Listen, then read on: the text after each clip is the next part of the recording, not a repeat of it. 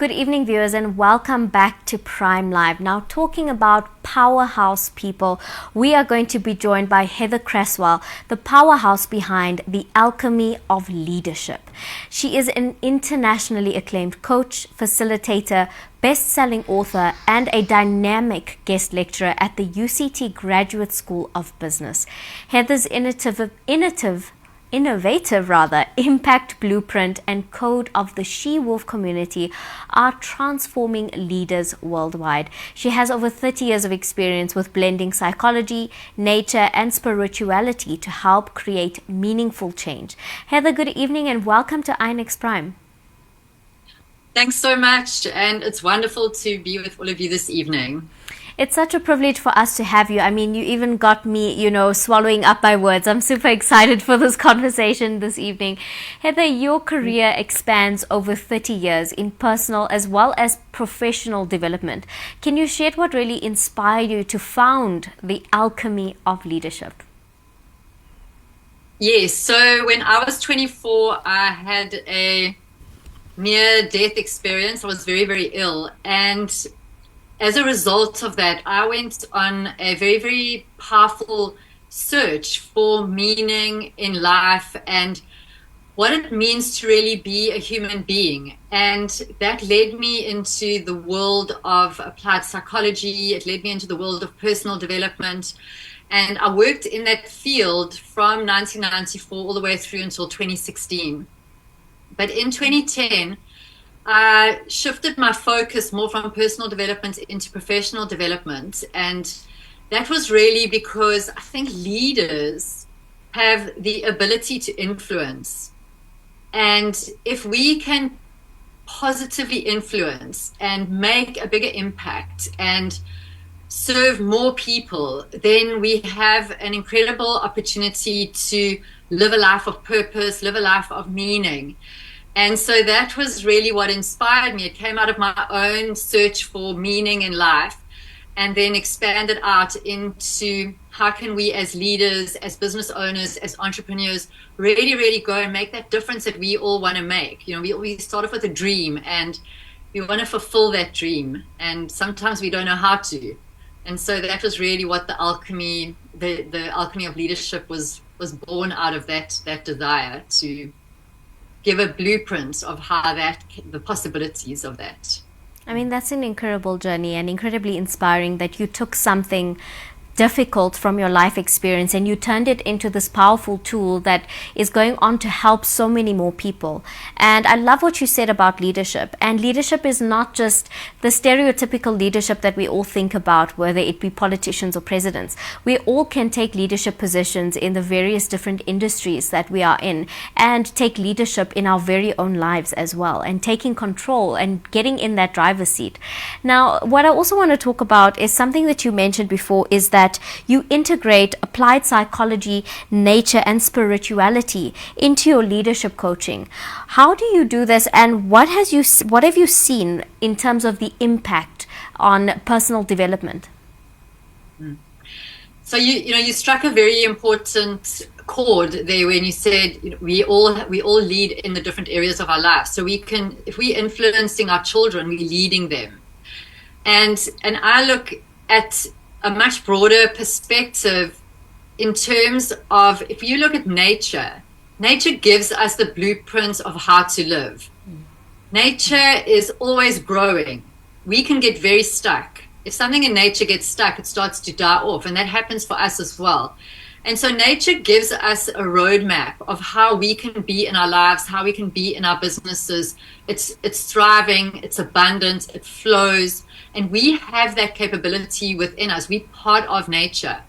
And in terms of the applied psychology element, is that if we don't know who we are, if we don't have a powerful identity as a leader and are self-aware, we know what our patterns are, whether they come from the generations before us, if they come from our culture, if they come from our community, or even the experiences that we've had, the experiences that we have as a child impacts on our sense of identity.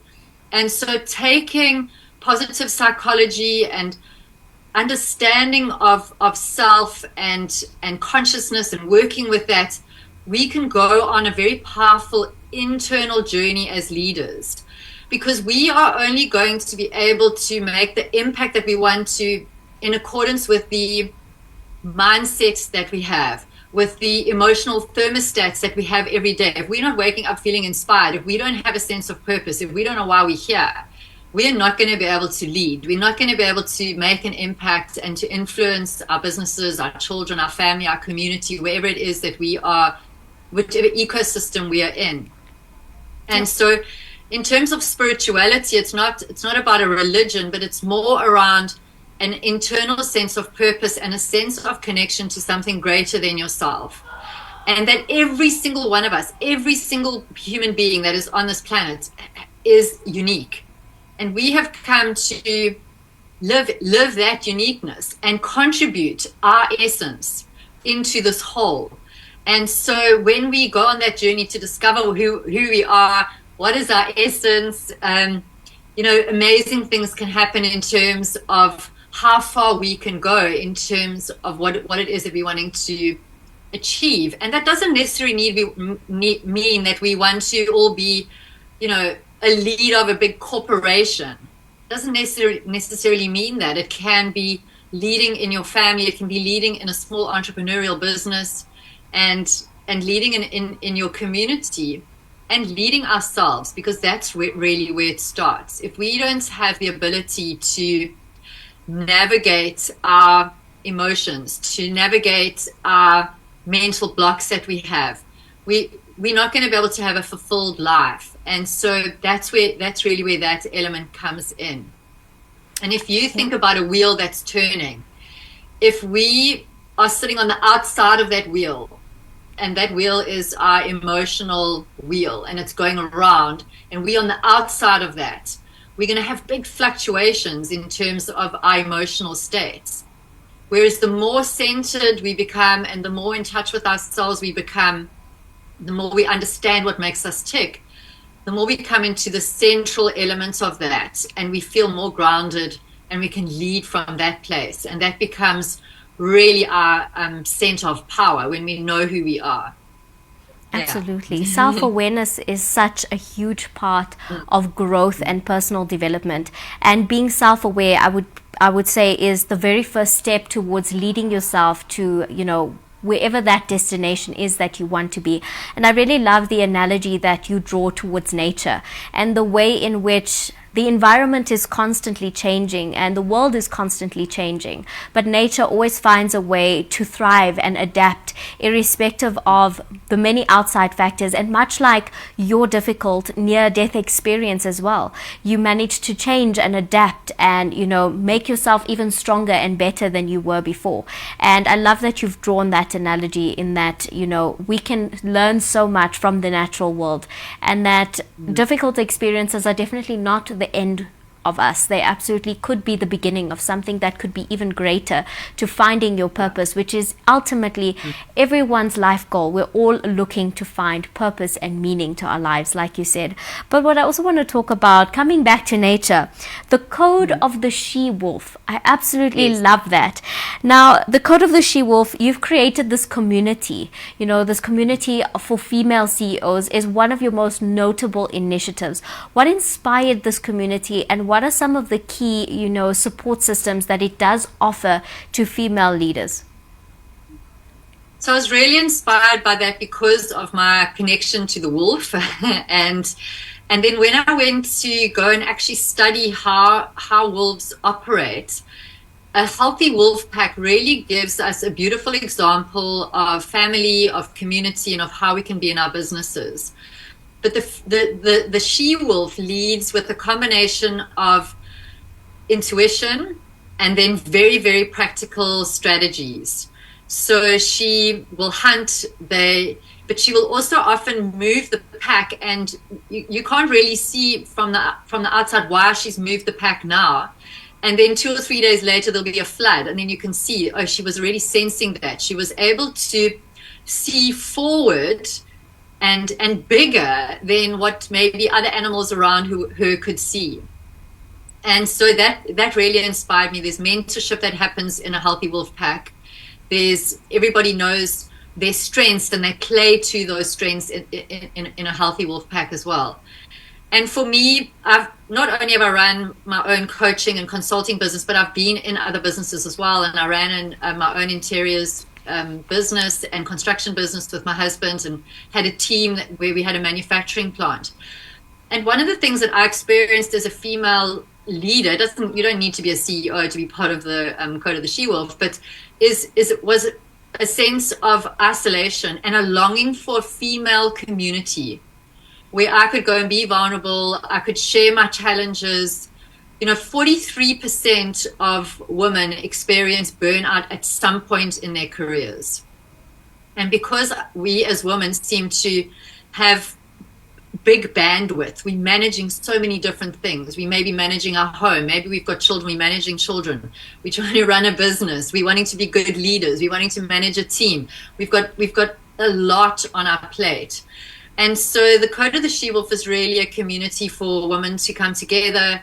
It's in the form of a mastermind, share our vulnerabilities, share what's going on for us emotionally, learn more about self-awareness and what steps we can take to that journey of wholeness within ourselves, but also to get I'm a very practical person as well, practical strategies of what can you be doing in your business differently that can help you gain more time and gain more rest, and how do we work within those cycles of nature. High performance, I'm a high performing sportswoman. High performance, it's not sustainable all the time. We have to have those times of rest. We have to be getting good sleep, good nutrition. We need those breaks. But our work life and our society isn't really set up to support that.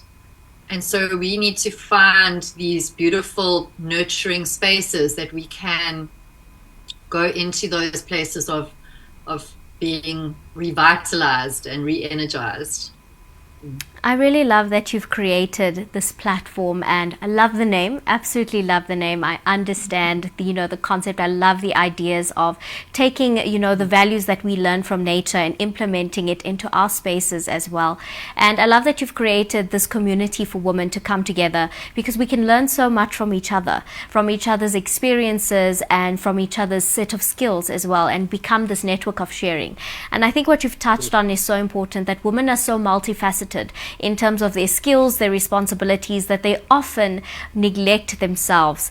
We often neglect ourselves very, very often, where, that is why we're so prone to burnout, because we're so busy worrying about everyone else, we forget to worry about ourselves. So I love that you've created a community of women to remind them that they are important too, and taking care of themselves is of equal importance to taking care of others. Now, something I also want to talk about is that next week you'll actually be keynoting at the Reconstructing Leadership Intensive with Ian Hatton. What can attendees expect from this event, and what are your goals for these sessions? So we wanted to come together and have these breakfasts in order to really unpack and to reconstruct leadership for today's leaders. And so I'm going to be speaking about the Impact Blueprint, which is really the journey of leadership from the inside out. And so it's around looking at identity, what makes up identity, looking at your values in terms of creating meaning. That's the M. How do we create meaning in our work, and that so that our businesses become the expression of those values?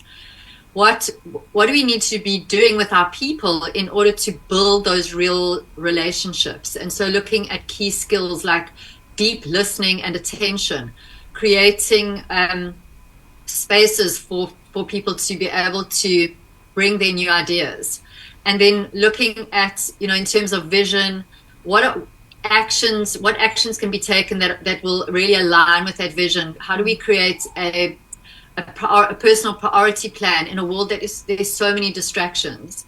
And then looking at culture.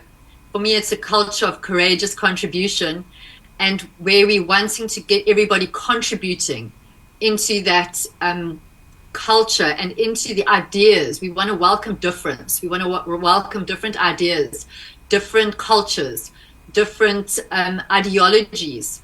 Because nature, if you look at nature, it's so diverse. you have to have diversity in nature for it to thrive. But we as humans, we like the same thing. So we like people that are the same as us, who think the same as us. You walk into a bookshop, you pick up a book, you go, oh, I don't agree with that, and you put it down. What you should do is actually pick it up and take it home and read it and expand your mind. So looking at that, and then out of that culture, how do we thrive? And so it's really going through that impact blueprint, and attendees can expect to walk away with real actionable steps that they can take on their own personal journey, as well as strategic and operational steps that they can take. Because both Ian and I understand that you can have the best mindset, but if you don't take any action, nothing's going to happen. And so it's that kind of strategic element that we're going to be bringing in as well. And then the thing that I'm most excited about is that we're going to be having a Q&A session.